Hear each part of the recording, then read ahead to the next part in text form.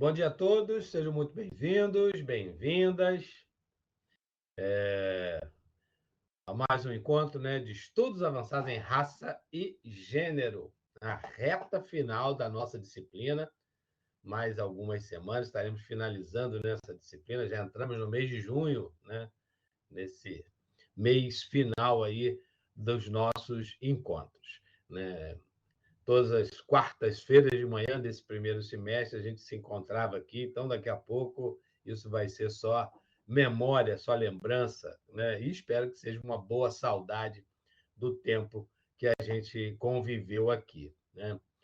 Bem, na semana passada,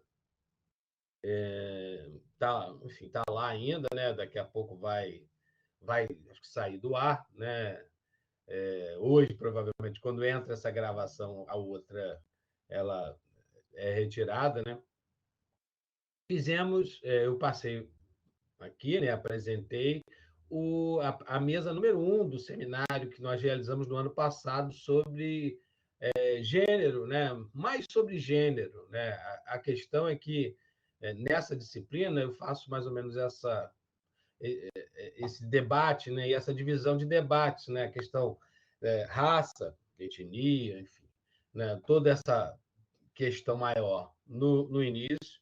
E, no segundo momento, a gente fala mais sobre a questão de gênero, fazendo aí uma transição, meio de campo, com tanto Angela Davis quanto Lélia Gonzalez, elas discutem as duas questões, raça, gênero e também a questão de classe, o que se chama de estudos interseccionais, a percepção de que não é só um tópico, que o feminismo, por exemplo, ele deve ser pensado também, a partir da classe e também a partir da questão racial. Isso, Lélia Gonzalez chamava muito atenção em todos os textos dela, ou boa parte deles, ela bota o dedo na ferida. Inclusive, no próprio movimento negro, ela vai chamar a atenção dos companheiros, dos homens do movimento negro, que muitas vezes também não dão espaço para as mulheres, não escutam as mulheres, não dão voz a elas. Então, é interessante pensar nessa interseccionalidade mesmo de questões, que as duas levantaram.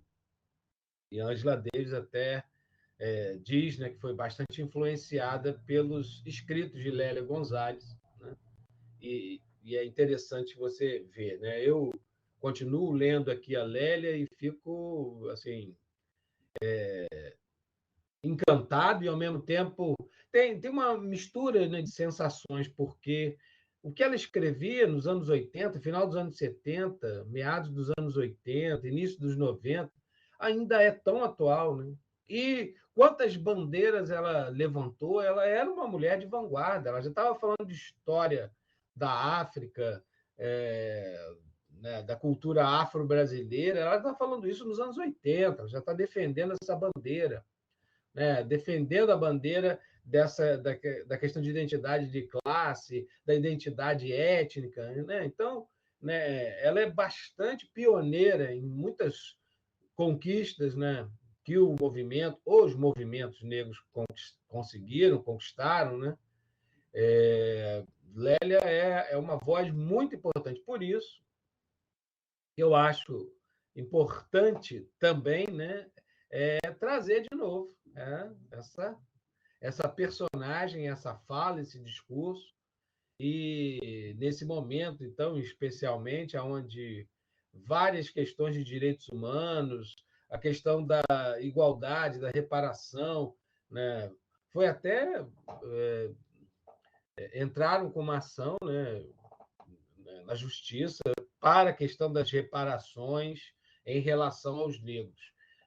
Não sei quem assistiu aqui, alguém já viu o filme Medida Provisória? É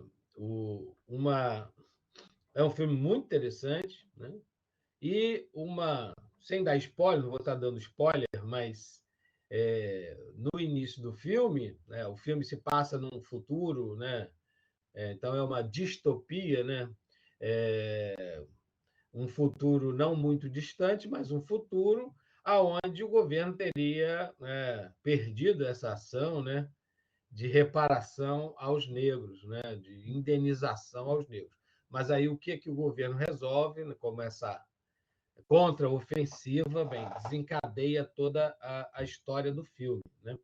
Então, se alguém já assistiu, pode lembrar dessa questão. Quem não assistiu, acho que ainda deve estar ainda em algum cinema. É um filme que está resistindo, né? O filme tem bem essa ideia de resistência mesmo, e eu acho que ele ainda continua em cartaz em alguns cinemas. Bem, e hoje, né, hoje nós vamos estar falando, conversando, né, sobre a questão de gênero, dando continuidade ao que aquela mesa, né, que eu apresentei para vocês na semana passada, iniciou, tocou, conversou, né, com a participação do Instituto Pró-Diversidade.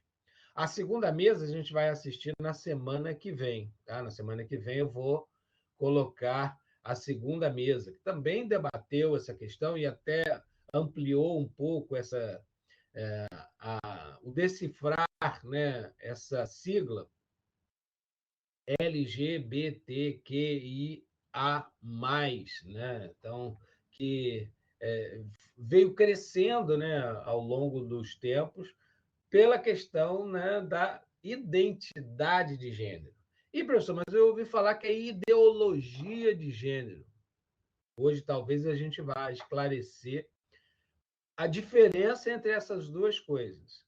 O porquê, né, de alguns setores usarem como discurso contra a ideologia de gênero e quem é partidário desse pensamento coloca como identidade de gênero. Então, é uma guerra de narrativas, digamos assim, e está na raiz da própria teoria das duas palavras, ideologia e identidade.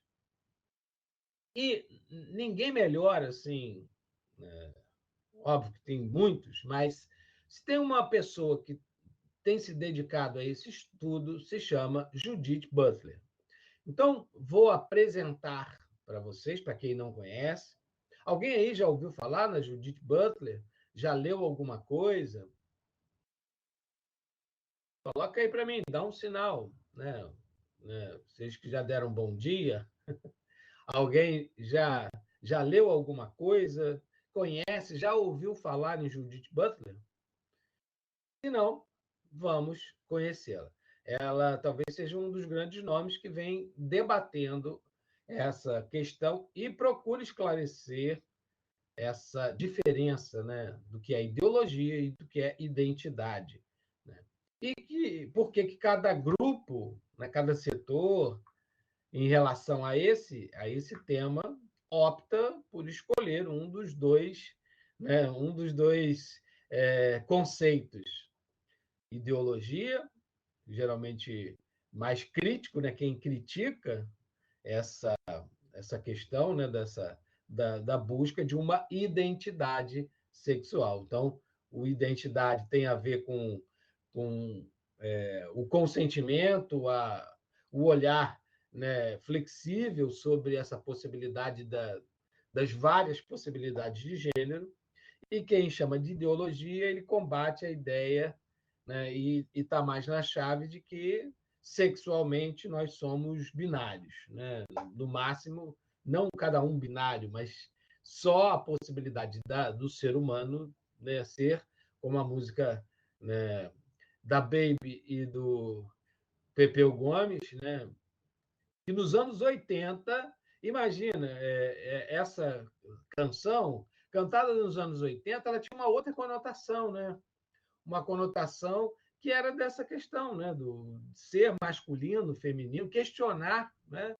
Imagina a ex-ministra, né, dos Direitos Humanos, que dizia que menino veste azul, menina veste rosa. Essa música nunca deve ter descido muito na garganta ou nos ouvidos da ex-ministra, porque ali propõe exatamente essa possibilidade, né, dos gêneros serem, né, transitarem nos dois espaços, né, ser masculino, ser feminino, e isso não invalida, né, a questão de quem é você, né, de quem é a sua persona, né? Então, um pouco em relação a isso, e ampliando mais, a gente tem o trabalho da Judith Butler. Então, vou compartilhar com vocês essa pensadora.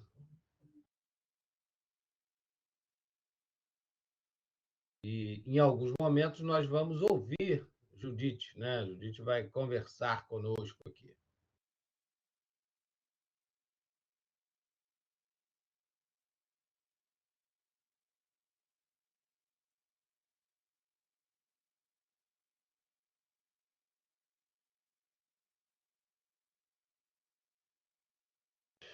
Então, vamos lá.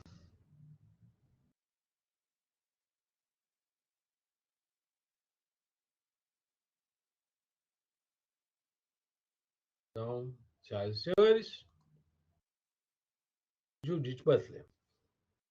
Daqui a pouco, né, eu vou colocar alguns vídeos onde a própria Judith, né, se apresenta, fala, e um vídeo que fala sobre essa polêmica, que eu acho que também vai nos ajudar a pensar e desenvolver essa aula.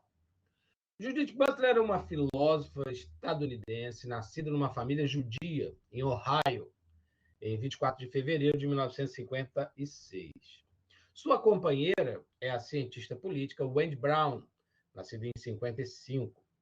Juntas, elas compartilham a parentalidade de Isaac, homenageado em alguns de seus livros. A dedicatória de Precarious Life, The Powers of Mourning and Violence, por exemplo, diz: para Isaac, que pensa de outra forma.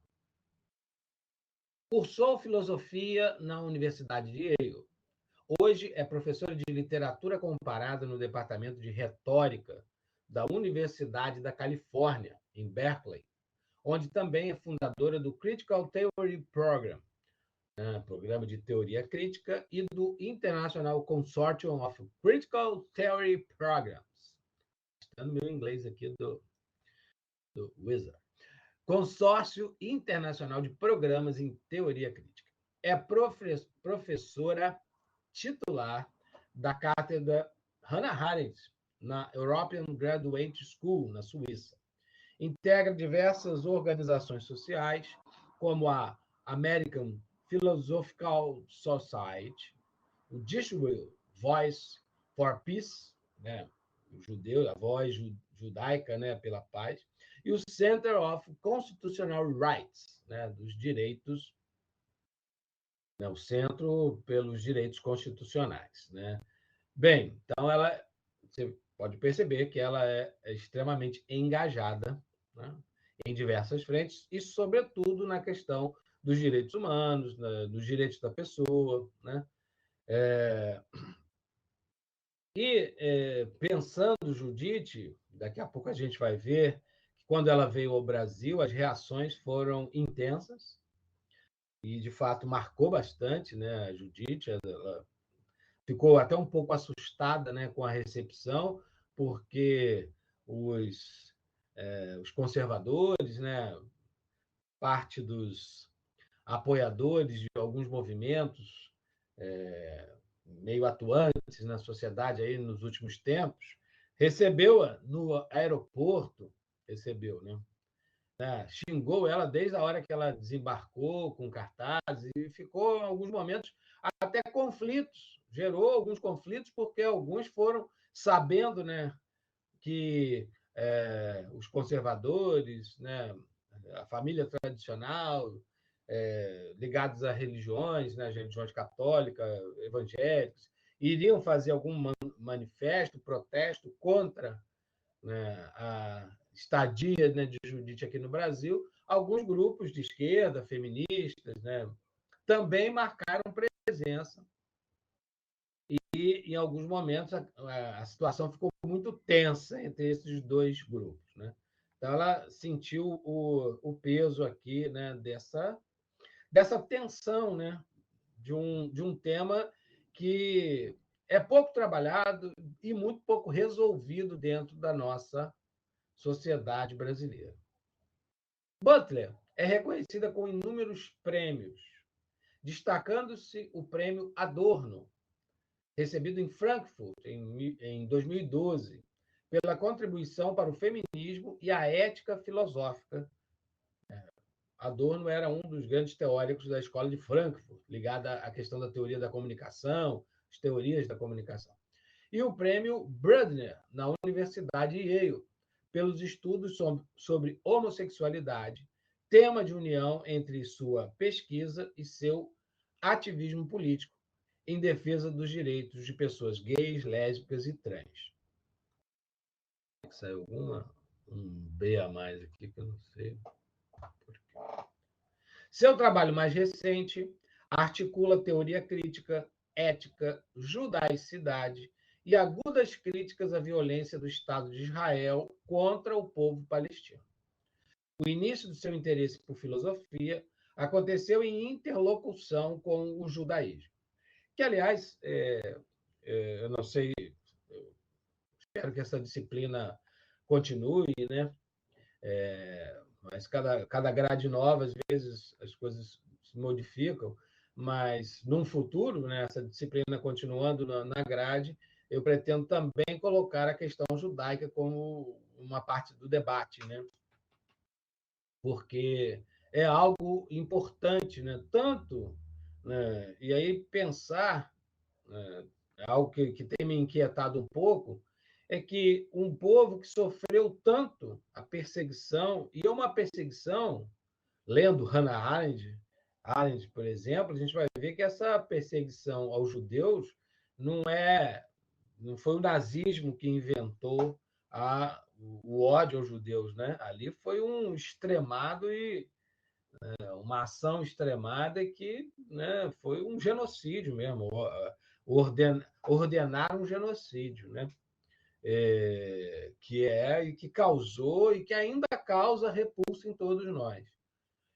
Penso que o Estado de Israel constituído, muitas vezes, ele também exerce uma relação, com relação aos palestinos, uma relação também de uma política, se não de extermínio, mas uma política severa, uma política de metrópole contra colônia, né?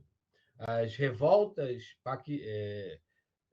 palestinas são na base da pedra, né? Israel, por conta, né, do armamento, do poderio bélico, né, tem sido bastante nocivo ali naquela região.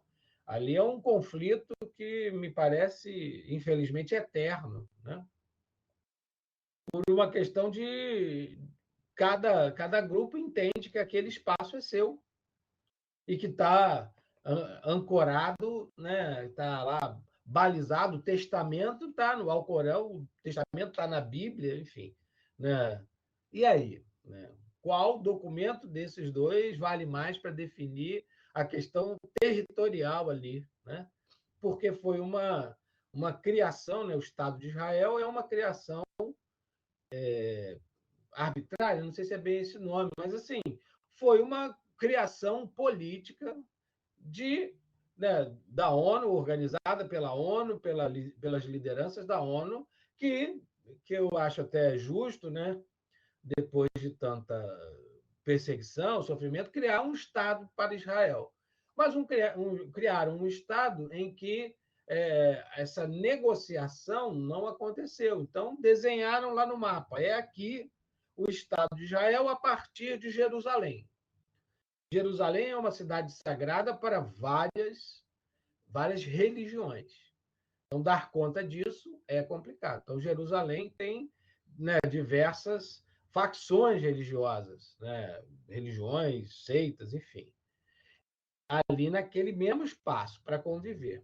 E esse Estado de Israel, nascido ali em 48, né, ele se caracterizou pelo apoio norte-americano, de parte da Europa Ocidental, que foi, né, criando uma potência militar que foi se expandindo, né? Então, muitas vezes, em algumas ações, do Estado de Israel me lembra um pouco essa opressão, levar a opressão a outros povos. E penso assim, um povo que sofreu tantas opressões, né, às vezes me parece que esquece disso nessa nova história sendo construída a partir da criação do Estado de Israel. Então, você vê que uma voz judia, né, nascida dentro do judaísmo, e aí temos que entender, né, ser judeu é uma prática religiosa e não uma identidade nacional, ok? Por isso que achava estranho, né? Judeu africano, né? Judeu senegalês, judeu italiano, judeu norte-americano, judeu alemão, judeu russo, como, né? Mas porque o que dá o elo aí é a religião, né? A religiosidade, o professar a religiosidade, e não a identidade nacional. Né? Tá? Então, essa era uma questão, e foi essa religiosidade, esse pertencimento a essa religiosidade que criou todo esse embate, esse olhar, esse ódio, né? Que, enfim, sobretudo no mundo judaico-cristão, mas que apostava no cristianismo católico e depois católico e evangélico, né? O judaísmo é uma oposição. Se a gente pensar, os judeus ortodoxos ainda esperam a vinda do Messias. Então, Jesus foi um acidente de percurso ali, que para os judeus ortodoxos é melhor mudar de assunto, né? Porque ele acabou sendo morto ali. Né? Acabou sendo morto e se era o Messias, né, e os judeus que esperam essa vinda não perceberam, né, seria um erro histórico, espiritual, enfim. Né? Então é melhor nem tocar no assunto, né? Deixa e segue o baile. Ok? Então, você vê que ela era bastante corajosa, ela é bastante corajosa porque ela toca nas questões e vai debatendo. Então, é uma mulher, né, uma mulher gay, né, que tem um casamento, né, homoafetivo, adotaram um filho, é judia, né? Então, assim, várias questões que, de certa forma, né, outras mulheres nessa situação, né, décadas anteriores, né, teriam todos os problemas do mundo. E aí você pensa, não, mas estamos no século XXI, já entrando na terceira década do século XXI, mas a gente vai ver que nem todos comungam com essa possibilidade dessa liberdade e da garantia dos direitos de opção sexual, que é um direito garantido também, né, na Constituição. Né? Então, a gente vai ver que essa liberdade de uns incomoda muito a alguns segmentos, né, sobretudo conservadores. No que tem, eu penso, tem aumentado o conservadorismo da sociedade brasileira, ou esse conservadorismo sempre esteve aí, mas que estava perdendo voz? E a partir do momento que os discursos que começam a dizer que isso aí é vitimismo, isso aí é mimimi, quando esses discursos homofóbicos, né, enfim, discriminatórios, quando começam a ficar muito fortes esse empoderamento da população a partir das armas. Penso aqui, meus amigos, quem é que vai ter dinheiro para comprar armas? E a gente tem visto o tempo todo, né? Só na semana passada, ou nesse mês passado, quantas ações, né? Quantos massacres, né? Nos Estados Unidos, que ocorreu lá em Buffalo, agora recente, né? Lá no Texas, por conta de pessoas comuns que compram armas como a gente vai na padaria comprar pão. E aí, assim, o que isso está ocasionando, acarretando, né? Será que é isso que a gente também quer? Não sei. Mas tem algumas pessoas que querem, sim. Né? Tem algumas pessoas que talvez esse discurso, no fundo, né, seja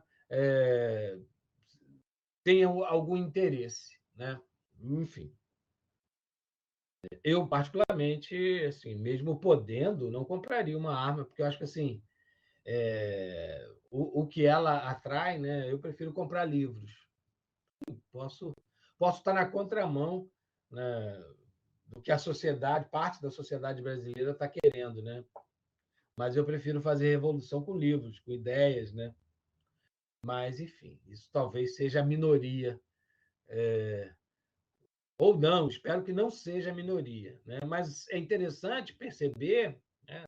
Interessante e chocante ao mesmo tempo, de que essas vozes que estavam meio que no subterrâneo, né? Mas elas fazem parte, e aí talvez seja um grande erro nosso, achar que o Brasil ele é só progressista, ele é só de esquerda, ele é só da minha bolha. Não, o Brasil é amplo, e a sociedade é ampla, e a sociedade tem gente que acha, sim, que bandido bom é bandido morto, e reproduz isso. Aliás, recebi aqui no Zap, né? O WhatsApp é o lugar do meio que das correntes, né? E como eu tenho vários grupos, enfim. Recebi um vídeo que daqui a pouco eu quero até entender, quero olhar e já preparei uma resposta. Alguém colocou para mim assim: olha que absurdo, um, enfim, um ator aí, né, denunciando que uma professora numa escola colocou numa prova Jesus Cristo, a imagem de Jesus na cruz, e a legenda embaixo: bandido bom é bandido morto. Achando assim, olha que absurdo, olha onde nós chegamos. Eu vou ver o vídeo, né? Mas eu já entendi completamente essa colega professora. Com o que a gente está vendo aí, né? Um indivíduo que estava sem capacete, né? Pessoa que sofria problemas, né, psiquiátricos, tomando remédio, o jeito que ele foi tratado, né, como bandido, e aí o presidente meio que referendou isso no dia seguinte, morto estupidamente. E se as pessoas não tivessem tido a coragem de gravar, a gente nem saberia dessa história. Né?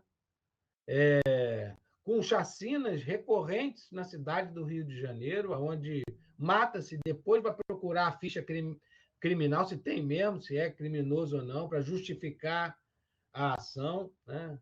Então, eu depois vou perguntar, o problema é que às vezes a gente deixa para lá, né? Mas eu vou perguntar, o que te chocou mais?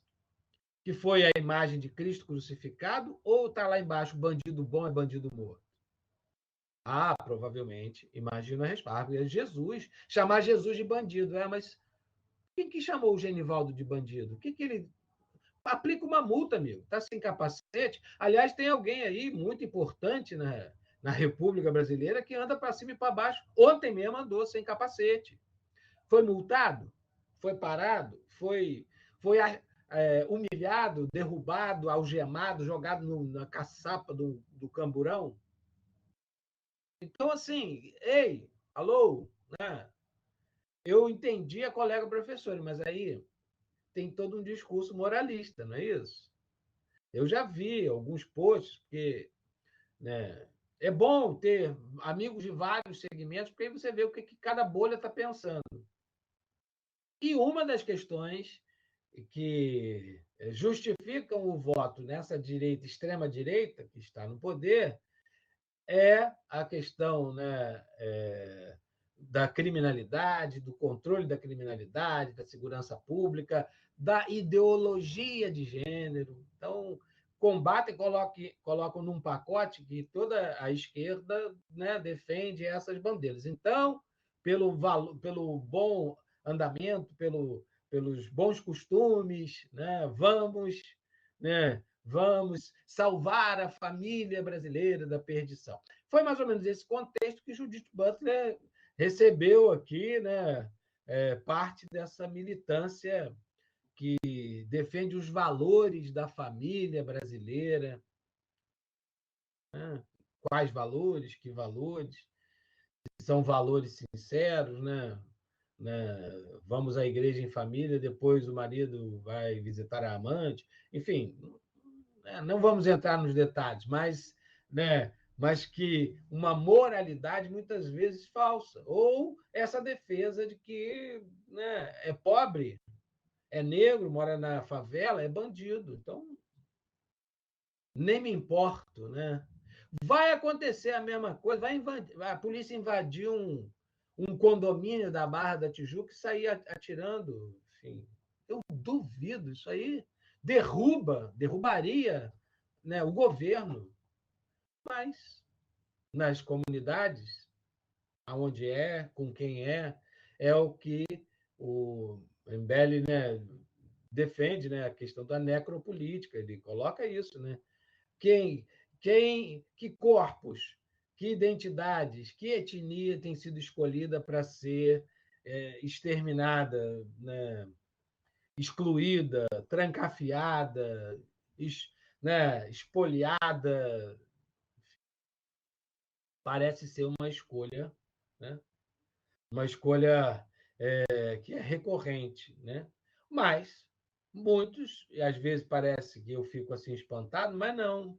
Essas vozes, esses pensamentos estão aí e convivem conosco, estão lado a lado e pegam o ônibus junto, enfim. E nesse território meio sem lei, que é a internet, né, nos Instagrams, WhatsApps e afins, e Facebooks, as pessoas têm tido mais coragem de revelar o que pensam, né? Ou o partido que tomaram, né? E com isso, né, a gente tem visto coisas que a gente e escutado e lido coisas que a gente pensa, meu Deus, é isso mesmo?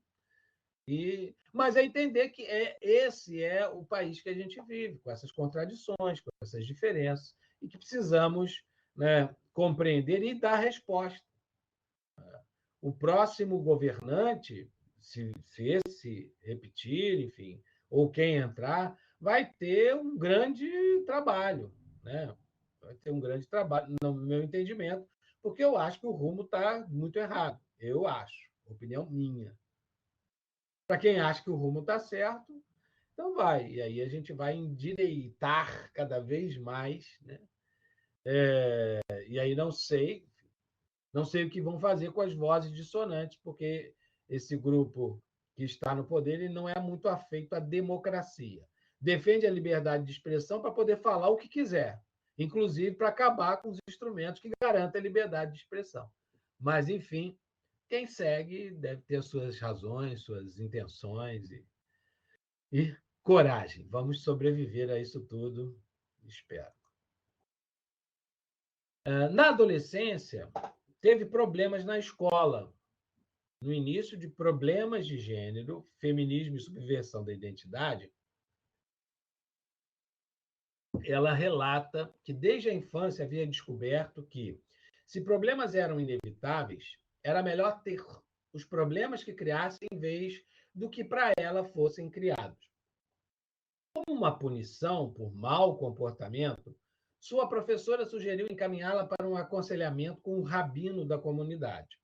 Então, eu imagino aqui já essa descoberta da sua sexualidade, né? O quanto isso já estava sendo visto como, né, anormalidade, da onde a gente pode pensar também, né, que algumas igrejas oferecem a chamada cura gay. Né? O que é a cura gay? Né?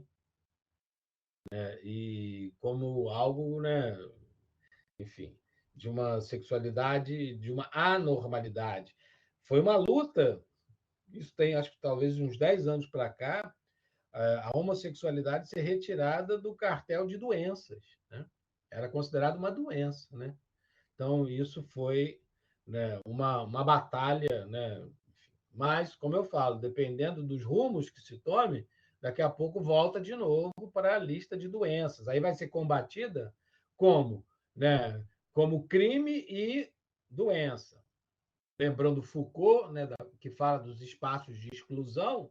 Então, se o indivíduo é homossexual, então ele estaria infringindo as normas do bom costume da sociedade, está cometendo um crime, então faz o quê? Prende, trancafia, tira do olhar do homem de bem, né?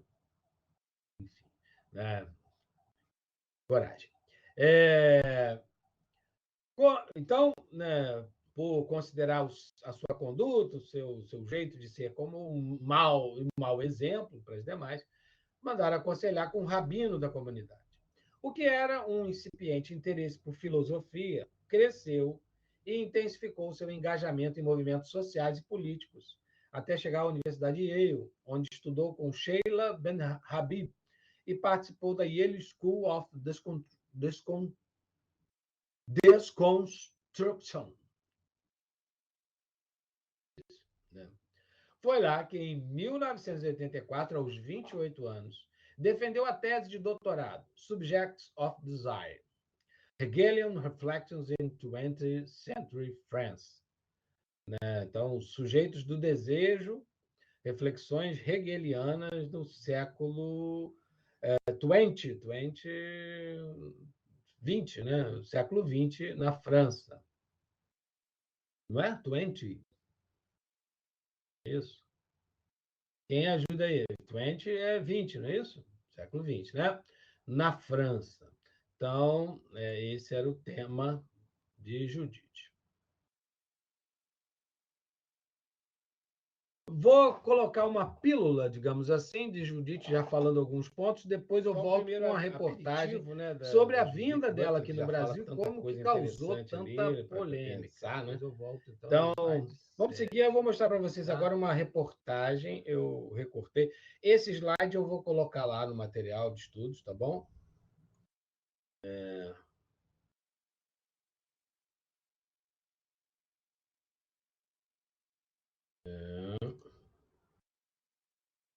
Que é uma reportagem que saiu. Depois eu tenho, acho que, se não me engano, é do Globo, né? Tá? Então, que fala dessa visita dela e das, né? E como isso causou, né, algumas celiomas. Deixa eu ver de quando é a reportagem aqui.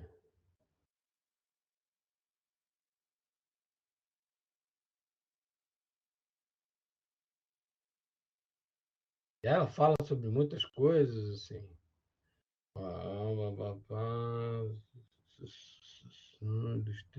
Em 2017, tá? 19 de novembro de 2017. Então, há 5 anos atrás, né, ela esteve no Brasil e causou essa comoção toda.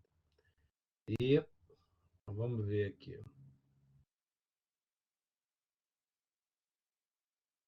E é uma reportagem bastante interessante, bem explicativa. A filósofa norte-americana Judith Butler escreve sobre sua recente passagem pelo Brasil.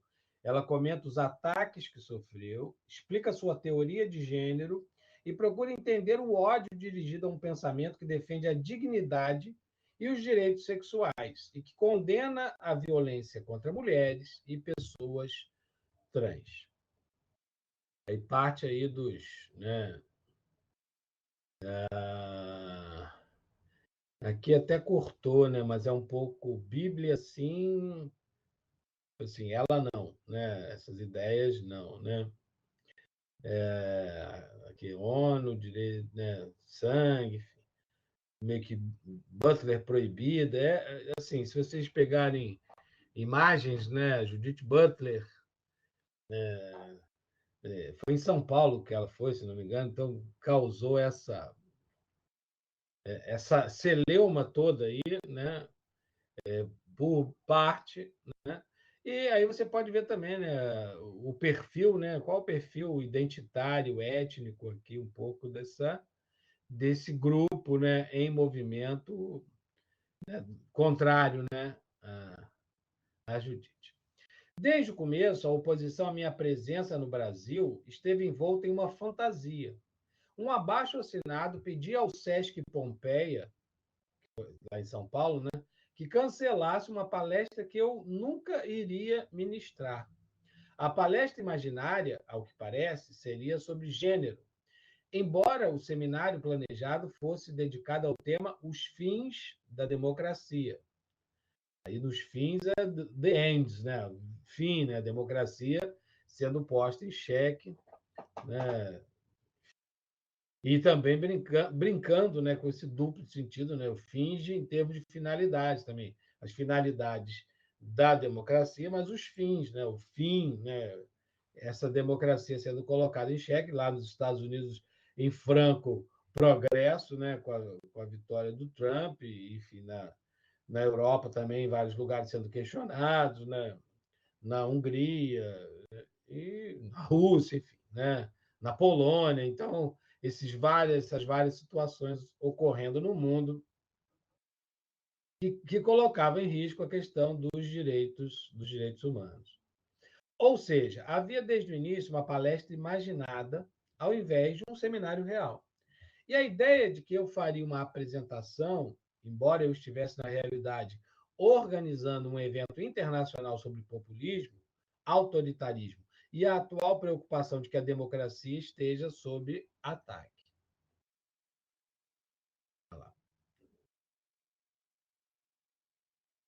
Então, aí mais uma imagem. Deixa eu ampliar aqui, né? Que vocês possam ver mais. É, trabalhando com essa questão que foi, né, que depois foi bem colocada, né? Meninas vestem rosa, meninas têm que brincar de boneca, enfim, né? A gente vê, só um parênteses rápido, em antropologia, que a questão, né, do gênero é uma construção cultural também, né? Tem a questão biológica? Tem a questão biológica, mas também tem a questão cultural, né? Isso, a Margaret Mead, por exemplo, ela pesquisou e viu lá em Samoa algumas tribos onde quem politicamente agia, quem dominava, determinava as ações eram as mulheres, enquanto os homens eram mais femininos, nesse sentido ocidental que a gente aprendeu a, né? Igual essa coisa que eu falo, quando chega alguém, né, um jovem casal, né, um jovem casal, homem e mulher, né? Chega alguém para jantar na sua casa, depois vai à cozinha e vê a pia cheia de louça.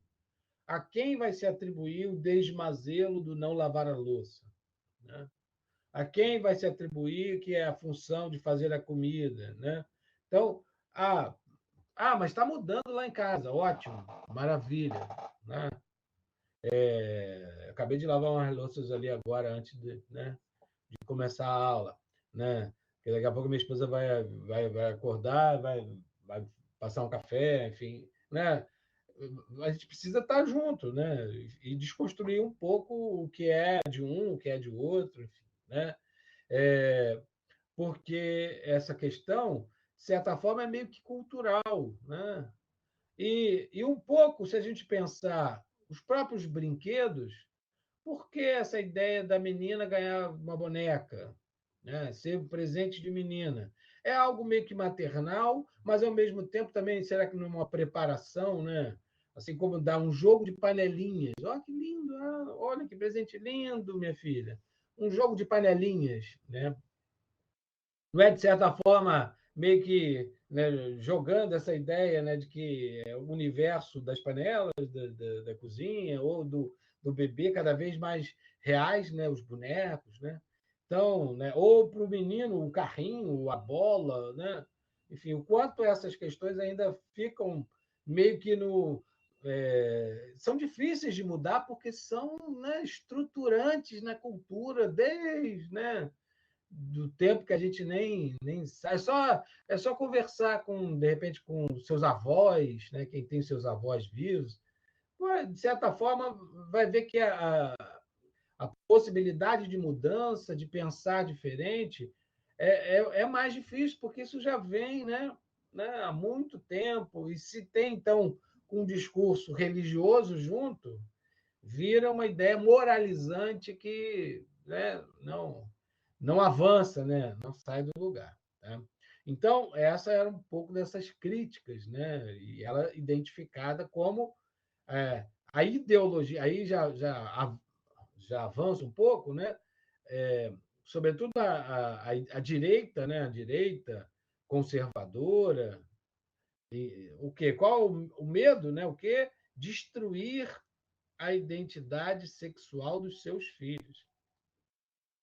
Daí que isso é relacionado com a ideia de ideologia de gênero, como se o discurso fosse, né, acabar com o masculino, o feminino, né, a possibilidade da escolha das crianças, enfim, né, que não é essa a proposta. Né? A questão da identidade de gênero é a possibilidade de que o gênero, como a Judite falou, é performativo, então cada um tem o seu caminho próprio de construção de um gênero que, por que tem aumentado cada vez mais a sigla, né? Tem incorporado letras, porque, né, dentro dessa perspectiva da identidade, né, são tão amplas e tão múltiplas as possibilidades desse gênero, né? Não só ligada à questão biológica, mas para além disso, para a questão cultural, comportamental, né? Enfim, do que é desejo, do como se manifesta, né? do que lhe dá prazer, enfim. Então, né? todo, todo esse combo, né? Digamos assim, né? E porque, no fundo, talvez a gente viva numa sociedade que ela precisa classificar, né? Ela tem que rotular, ela tem que dizer é isso. Sabe por quê também? Porque é uma necessidade do capitalismo criar nichos. Não sei se vocês já ouviram falar, o turismo gay ele é muito rentável, né? O público gay gasta muito em viagens turísticas. Então parece assim, tem que criar um perfil, uma identidade, um grupo, né? E trabalhar em cima desse nicho para lucrar, né? Vender, né?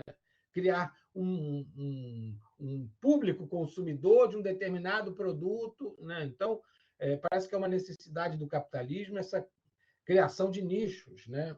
Criar identidades, né? E a partir dessas identidades, dessas tribos, né? Desenvolver produtos para vender para esses grupos, para essas tribos.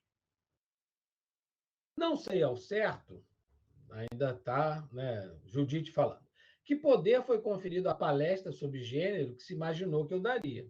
Deve ter sido uma palestra muito poderosa, já que aparentemente ela ameaçou a família, a moral e até mesmo a nação.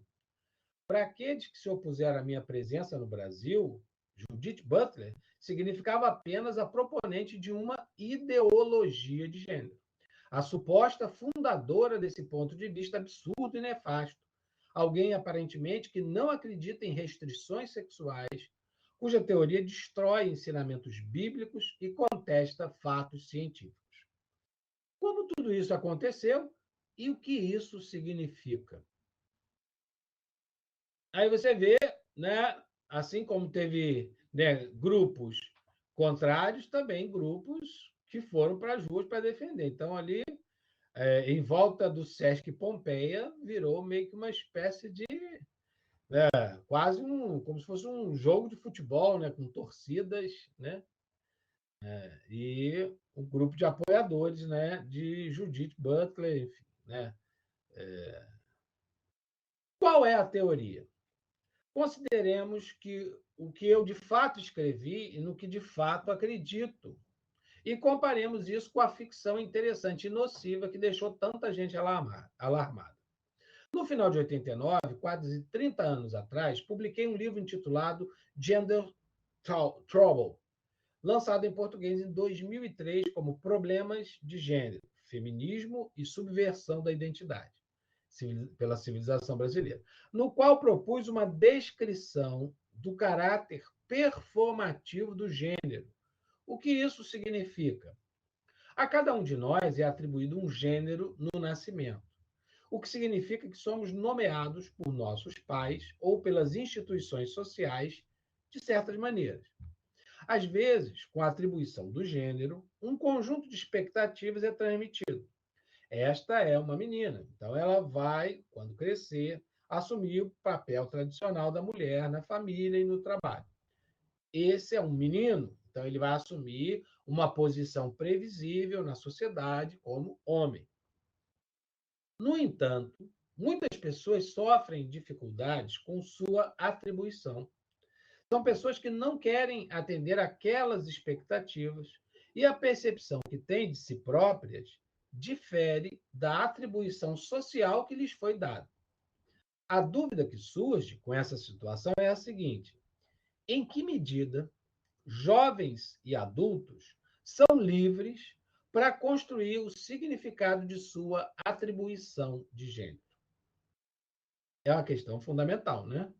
Existe a liberdade de fato? Né? O quanto a sociedade, isso, né, já era pensado lá, né, por Durkheim, por exemplo, que ele falava dessa coerção da sociedade, né, de que quando nascemos, a sociedade já tem estruturado, de certa forma, pronto isso que ela fala. Os papéis, se você é menino, né, então um futuro homem, você vai ter esse comportamento, vai ter que ser o provedor da família, enfim. Se você é mulher, né, você vai ser a responsável pelo lar, né? Isso também, se a gente pensar, colocando mais um caldo, e aí lembrando Ângela, lembrando Lélia, né, outras questões vão estar juntas aí. Qual classe que você pertence? Qual a sua raça, sua etnia? São questões que também vão entrar, né, nessa equação, porque, de certa forma, os grandes formuladores das teorias sociais eram homens brancos, de certa forma, meio que reproduzindo valores de um Estado que pensava, né, e era dirigido por homens brancos de classe média alta. Né? Então, o quanto que as sociedades foram organizadas para funcionar desse jeito, a partir desse olhar masculino, de classe média, média alta, ok? Aonde o poder estava circulando em cima desse olhar, né? Desse olhar do homem branco, classe média, média alta, né? Que tinha uma educação formal, né? O quanto esse olhar, essa direção, buscou ordenar a sociedade. Será que ainda não é um pouco isso? Quando a direita conservadora, a gente tem chamado assim, fala dos valores morais, pelos valores da família brasileira. Qual família? A que família está sendo proclamada? A família que é tradicional lá do patriarcado da época colonial, o senhor de engenho com seus escravos. Né? É isso que se quer conservar? A propriedade privada na mão de alguns, a exploração dos outros. Né? Será que não é isso que, de certa forma, se quer conservar? Ser conservador é não querer mudanças, não querer alterações. Né? Ser progressista significa, né, tentar diminuir essa distância. Os comunistas, por exemplo, mas aí a ideia é que o Estado é que seria o dono de tudo e todo mundo seria igual. Né? Então, o comunismo de jeito nenhum. Nossa bandeira nunca será vermelha. Imagina abrir mão do que eu conquistei com o meu esforço, mas se olha no espelho, qual é a sua etnia, qual é a sua classe social, aonde você estudou, né? O quanto isso, né, dependendo das respostas, o quanto isso te permitiu conservar as suas posses e o quanto, né, você teve que lutar muito para conseguir conquistar algumas coisas. Né? Então, assim, dentro desse padrão, né, o que você está querendo conservar? o que às vezes me deixa assim, meio perplexo é quando eu vejo pessoas que têm uma condição social, são pessoas pobres, simples, defendendo valores de uma classe que não lhe pertence. Ah, aí eu acho que é uma questão de educação, no sentido de crítica, não educação, ser educado. O que é isso também? Né? O que é ser educado, mal educado, bem educado? Né? Mas qual a função da escola? De tornar crítico esse pensamento. Aí dizem o quê? Os conservadores? Os professores são tudo doutrinadores. O professor é tudo uma cambada, uma raça de comunistas, só quer doutrinar os alunos, os jovens. E eu acho que não é doutrinar, nunca procurei doutrinar. Talvez tenha procurado lá no início, quando mais jovem, né? Mas, né? Enfim. Hoje não, hoje eu procuro trazer a realidade e a crítica. Faça você a sua escolha. Eu quero ser uma espécie de um maître, um garçom que oferece o cardápio. Olha, tem aqui as várias possibilidades. Você escolhe qual que você quer. Né? Não estou dizendo que tem que seguir o que eu estou mandando, né? Não é o prato do dia que você tem que comer, não, amigo. Né? Tá? Mas entenda as possibilidades. Entenda as possibilidades do que você pode pagar do cardápio. E por que você não pode pagar esse prato aqui e tem que comer sempre esse? Então, essa talvez seja a função primordial da escola, da universidade, dos espaços de pensamento, de formação, e por isso são tão combatidos, porque, de certa forma, eles criam a possibilidade do pensamento crítico, da gente entender, primeira coisa, para tudo, quem sou eu? Qual é a minha classe social? Qual é a minha condição? Por que a sociedade tem valores tão amarrados? A quem interessa a conservação desses valores tão amarrados, chamados de valores de homens de bem, dos homens de bem? Quem são os homens de bem? Por que eles são os homens de bem? Por que de repente, eu não estou sendo considerado homem de bem? Por que eu sou esculachado aqui? Por que eu sofro violência ali? Né? Então, são coisas para pensar, né? Porque o Foucault estudava muito isso, e óbvio que a Judith passa também por Foucault, né? Todos que têm uma condição, e por isso que às vezes a liberdade, a gente pensa da liberdade como um princípio básico, mas que ele é desrespeitado o tempo todo. Será que a gente tem liberdade de ser quem a gente é o tempo todo? Ou precisamos vestir não só a máscara, que, aliás, é bom voltar a usar um pouquinho, porque, né, começou de novo esse. Tá certo? Um surto aí, né? Um andaço. Né? Então, para não dar bobeira, volte a usar a máscara. Mas as máscaras sociais que a gente. Né, você é você o tempo todo, em qualquer lugar que você esteja, ou entre os amigos você é de um jeito, na macarronada de domingo, quando tem, em família, você age de forma diferente. Né? Quando está numa palestra, você age de uma forma. Quando você está, né, num estádio de futebol, num show de música, enfim.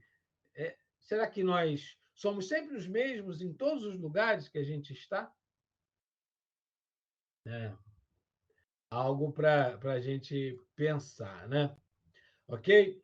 Né? Então, ela foi percebendo essas questões, colocando, né? E o texto é muito interessante, né? Da matéria aqui. Né? Ah, aí parte, né, do grupo, eu tentei colocar aqui algumas imagens, né, de ambos os lados. Né? Bem, essas pessoas que têm essas dificuldades, já sofrem esses bullying, né? Nascem na sociedade, mas também são atores sociais e podem trabalhar dentro das normas sociais para moldar suas vidas de maneira que sejam mais vivíveis. Né? Então, dessa luta, né, de ser quem se é, que vai sendo descoberto, né, quais as garantias para poder viver, né, de forma mais saudável possível. Né? E instituições sociais, incluindo instituições religiosas, escolas e serviços sociais e psicológicos, também deveriam ter capacidade de apoiar essas pessoas em seu processo de descobrir como viver melhor com o seu corpo, buscar realizar seus desejos e criar relações que lhes sejam proveitosas. Algumas pessoas vivem em paz com o gênero que lhes foi atribuído, mas outras sofrem quando são obrigadas a se conformar com normas sociais que anulam o senso mais profundo de quem são e quem desejam ser. Para essas pessoas, é uma necessidade urgente criar as condições para uma vida possível de viver. E Judith continua, né, defendendo essa questão, o que ela escreveu em termos de teoria. Né? Aqui, aí já vem o outro grupo, aí até nessa foto aqui já me parece até uma coisa mais... O pessoal que já estava se divertindo um pouco com, né, com o conflito. Né? Então, menos ONU, mais família. A bandeira do Brasil, a bandeira que, de certa forma, foi sequestrada. Né? Se você coloca, se veste de camisa da seleção brasileira ou sai com uma bandeira do Brasil, você vai ser identificado com, né, como de extrema direita. Né? Então, um sequestro, eu considero um sequestro de um símbolo. Né? Desde lá das passeatas de 2013, aquela coisa de coxinhas versus petralhas, enfim, né? Toda aquela questão, né? A apropriação do símbolo, né? Como se só nacionalista, só defendesse as questões nacionais quem é de direita, quem é conservador. Né? Então, assim, ser brasileiro ou defender a nação, a ideia de nação, é só um discurso de um determinado grupo? Mas o que esse discurso significa? O que é a nação? Né? É uma abstração, isso é uma maneira de dizer, né, de ideologicamente distanciar, jogar para o metafísico algo que é concreto. Quando se conclama a ideia de um nacionalismo, esquece que a gente vive aqui né, no dia a dia, que a gente vai no supermercado e quase infarta cada vez que passa lá o cartão para pagar, porque cada vez está mais caro. Né? Então, assim, e ser nacionalista significa o quê? Dar um crédito de confiança total no governo, que a gente não pode criticar, não, né? Se a gente é nacionalista, veste a bandeira, então a gente está dando um crédito, né? E, em nome desse nacionalismo, eu aceito tudo, topo tudo. Então, né, o que é ser cidadão? É isso? É dar essa carta em branco, esse cheque em branco, cheque que hoje a gente quase nem usa mais, né? Mas dar essa confiança toda, né? E trabalhar com um conceito que é bastante abstrato. Pelo nacionalismo já se fez tanta coisa, né? Tantas guerras, tantos genocídios, tantas coisas acontecem em nome dessa ideia, meio que é uma espécie de uma lavagem cerebral também. Né? A pátria acima de tudo, o Brasil acima de tudo, né? Pela família. Enfim, esse discurso é bastante perigoso, porque ele vai descolando da realidade, do cotidiano, do dia a dia, da cidadania, de dar bom dia para as pessoas que estão, né, são seus vizinhos. Né? Enfim, eu acho complicado. E aqui mandavam, né, Judith, go to hell, vá para o inferno. Né? Então, aparentemente, isso deixou ela meio chocada, né? Como se ela fosse a encarnação do mal. Né? Escolheram, né? Então, só para refletir aqui, o quanto esses debates muitas vezes são cortinas de fumaça, exatamente para você achar que o perigo é esse, né? Que o perigo é a ideologia comunista, o perigo é os valores, estão indo contra os valores. Por que falar de aborto é tão problemático? Né? O Lula falou sobre isso, nossa, já, né, caiu o mundo. Porque é usado, né, como se fosse um discurso contra a família. Então, aí vem todo aquele. todo estereótipo, né, do que é a esquerda comunista, que não respeita os valores da família, da religião, da propriedade. Enfim. Eu lembro na eleição de 89 que o discurso, né, de quem votou no Collor, né, no segundo turno era de que se o Lula ganhasse, ele ia dividir morava em Niterói na época, né? Ah, vai dividir os apartamentos todos aí da Praia de Caraí, vai botar um monte de pobre para morar junto. E quantas pessoas que, no fundo, né, no medo, né, votaram. Né? Aliás, uma coisa que falava, se o Lula ganhar, ele vai confiscar a poupança de todo mundo. Quem ganhou foi o Collor, e a primeira coisa que ele fez foi o quê? Confiscar a poupança de todo mundo. Bem, as pessoas esquecem rápido, né? Que às vezes não é de direita ou de esquerda, mas, né, de discurso político que muitas vezes engana o outro, né? E aí ela segue, né, falando sobre as questões, por exemplo, liberdade e natureza. Assim, em primeiro lugar e acima de tudo, Problemas de Gênero, esse livro que ela lança em 2003, buscou afirmar a complexidade de nossos desejos e identificações de gênero e se juntar àqueles integrantes do movimento, na época a sigla ainda era menor, né, LGBTQ moderno, que acreditavam que uma das liberdades fundamentais que precisam ser respeitadas é a liberdade de expressão de gênero. O livro negou a existência de uma diferença natural entre os sexos de maneira nenhuma, embora destaque a existência de paradigmas científicos divergentes para determinar as diferenças entre os sexos e observe que alguns corpos possuem atributos mistos que dificultam sua classificação. Recentemente eu li uma reportagem sobre isso, né, de que algumas crianças nascem com uma indefinição, né, genital e que, em um determinado momento, né, o recomendável seria esperar, né, para ver qual genitália que se desenvolve mais. E que tinha um caso de uma, né, mulher, né, a opção foi pela, pela sexualidade feminina, né, pela genitália feminina, então extirparam aquilo que poderia ser, né, um possível pênis, né, provável. E hoje, né, atualmente, passado aí 20 e poucos anos, com dificuldades, sempre com dificuldades, ela está tentando fazer essa transição para o gênero masculino. Né? Então, tem alguns casos que tem uma indefinição da própria biologia. Né?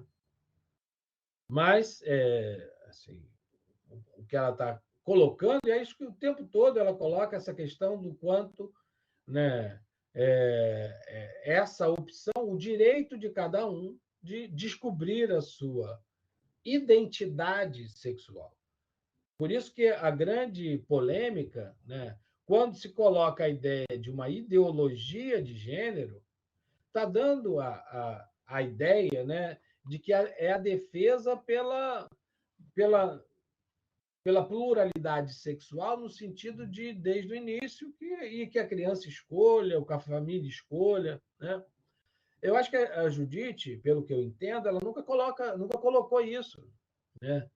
Ela colocou que esse se achar no mundo deve ser algo que deve ser um direito da pessoa. E se ela acha que ela não se encaixa naquela, né, naquela identidade, seria direito dessa pessoa, né, se colocar fazendo uma transição de gênero ou não, né? Ela também não defende que todo mundo tenha que ser trans, né? Se descobrir essa questão, né? E também, né?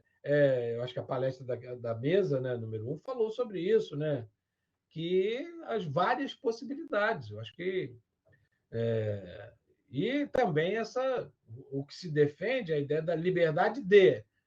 Entendeu isso? A pessoa se sente melhor, né, com essa possibilidade, então que ela tenha um apoio, um suporte. Acho que deve ter um suporte psicológico bastante forte, porque não é uma decisão fácil, né? E é uma decisão que sempre vai impactar lá na frente, né? E até em cima disso, né, que foi uma coisa assim bem intensa, né? Uma mulher trans, né? Então, mulher trans é o homem que fez essa transição de gênero, né?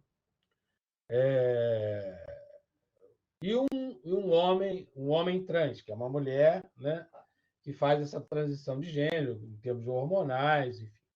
E foi um negócio diferente, né? Saiu recentemente, não sei se a gente. Deixa eu ver se eu acho aqui nas imagens.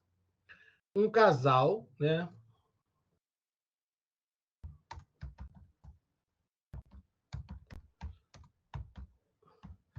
Grávido, né? Aqui tem alguns. Aqui, vamos.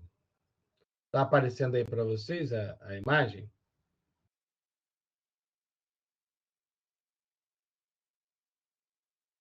Como e saíram algumas imagens, né?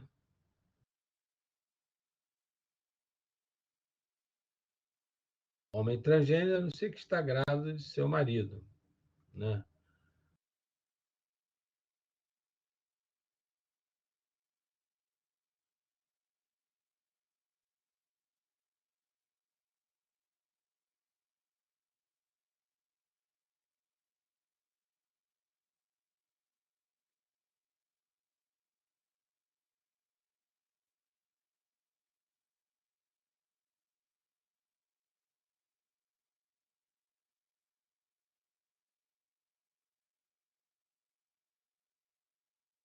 Né? Então, essas possibilidades que antes eram colocadas como praticamente impossíveis, né, estão se concretizando, se realizando, né, se tornando possíveis. Então, é algo que eu acho que a Judite tenta apoiar. E, de certa forma, isso até entraria num dos principais pontos que os defensores, né, dos valores familiares, os que criticam essa questão da identidade de gênero e chamam de ideologia de gênero, um dos principais pontos é o quê? Não, Deus criou o homem e a mulher. Então, como é que, né, se subverte essa lógica? Como é que vai uma das funções principais, primordiais, que é crescer e multiplicar-vos, né? Então, como que isso vai ser possível, né? Se for um casal homoafetivo, bem, isso tem sido mostrado que cada vez mais as possibilidades de também ter filhos, né? Ah, a fila da adoção, por exemplo, quantos podem ser adotados, né? As novas possibilidades de formação de família, elas meio que destroem um pouco ou desconstrói um pouco né, esse discurso de que não, né, não é possível, né, ter filhos ou criar famílias. Então, de certa forma, né, esse discurso já começa a perder um pouco, né, do seu peso, né? Eu vou colocar o vídeo aqui da Judite, mas só ver mais um pouquinho, né? Aqui. Também afirmei que a sexualidade humana assume formas diferentes e que não devemos presumir que o fato de sabermos o gênero de uma pessoa nos dá qualquer pista sobre sua orientação sexual. Um homem masculino pode ser heterossexual ou gay, e o mesmo raciocínio se aplica a uma mulher masculina. Algumas imagens eu fui colocando dessa questão, né? Do lado esquerdo, né? A pessoa, né? São casos aqui de transgêneros, né? De como eram, né? A sua identidade, sua sexualidade primeira e depois da transição, né? Então, tanto, né, homens trans, né, quanto mulheres trans, né? Então, nesse conceito, homens trans são mulheres que fazem essa transição de gênero e mulheres trans são homens que fazem essa transição de gênero. Nossas ideias de masculino e feminino variam de acordo com a cultura, e esses termos não possuem significados fixos. Eles são dimensões culturais de nossas vidas que assumem formas diferentes e renovadas no decorrer da história. E como atores históricos, nós temos alguma liberdade para determinar esses significados. Mas o objetivo dessa teoria era gerar mais liberdade e aceitação para a gama ampla de identificações de gênero e desejos que constitui nossa complexidade como seres humanos. Esse trabalho, e muito do que desenvolvi depois, também foi dedicado à crítica e à condenação da violação e da violência corporais. Além disso, a liberdade de buscar uma expressão de gênero ou de viver como lésbica, gay, bissexual, trans ou quer, essa lista não é exaustiva, só pode ser garantida em uma sociedade que se recusa a aceitar a violência contra mulheres e pessoas trans, que se recusa a aceitar a discriminação com base no gênero e que se recusa a transformar em doentes e aviltar as pessoas que abraçaram essas categorias, no intuito de viverem uma vida mais vivível, com mais dignidade, alegria e liberdade. Meu compromisso é me opor às ofensas que diminuam as chances de alguém viver com alegria e dignidade. Assim, diz Judith, sou inequivocamente contra o estupro, o assédio e a violência sexual e contra todas as formas de exploração de crianças. Liberdade não é, nunca é, a liberdade de fazer o mal. Se uma ação faz mal a outra pessoa ou a priva de liberdade, essa ação não pode ser qualificada como livre. Ela se torna uma ação lesiva. E mais alguns, né, alguns transgêneros, né? Então, assim, é interessante, né, que aí você vai entendendo a teoria que ela levanta, os princípios que ela levanta, né? E quando você vê o lado oposto, né, o que dizer das pessoas que defendem a sociedade de bem, o silêncio em relação à violência contra a mulher ou contra a comunidade gay, os transgêneros, né? É aquele discurso, né? Ah, a menina foi estuprada, mas também com aquela sainha estava pedindo, né? Então, assim, onde estão esses discursos, né, gente? Então, ser contra né, a identidade de gênero está defendendo e conservando que valores? Eu acho que está claro aqui o que ela está dizendo, né? Enfim, a liberdade da pessoa escolher. E o que deveria ser, de fato, né? Essa liberdade de cada um escolher o seu caminho, sua identidade, e ser feliz com isso. Mas, para isso, o Estado tem que garantir que, a partir dessa escolha feita, não se sofra violência, assédio, né? Bullying, enfim. É óbvio que é uma luta cultural enorme de uma sociedade que tem sido homofóbica, né? Machista, chauvinista e todos esses, né? Essa forma de enxergar o mundo e que quer conservar isso, né? Então, essa talvez seja esse grande debate que ela tenta trazer, e óbvio que muitas pessoas entendem do jeito que querem entender e classificam do jeito que querem classificar. Vou colocar para final, acho que esse tema ainda cabe mais uma parte na próxima aula, antes de colocar a mesa, né? A segunda mesa lá do seminário, né? Eu acho que esse tema ainda dá para ser concluído, mas eu queria colocar a fala da Judith Butler. Então, eu optei dessa forma. A gente vai manter os instrumentos que já foram criados, e no dia 23 a gente vai fazer um Google Forms, né? Mas como se fosse uma espécie de autoavaliação e avaliação da disciplina. Tá certo? Combinado? E vão organizando aí. Eu até já recebi um trabalho bem bacana de encerramento, né? Então, e os trabalhos é porque não tem onde muito lançar lá. Eu gostei bastante, a maioria tirou a nota máxima, tá? Mas tem pessoas que não enviaram trabalhos ainda, nenhum trabalho. Então, por favor, avisem aí aos amigos, já que tem um grupo, né, Rafael? Então, bota lá, o professor deu uma chamada para o pessoal que ainda não enviou os trabalhos, envie. Ah, perdeu o prazo? Não, vamos. Enfim, tem que ser agora, porque depois não vai ter recuperação. Certo?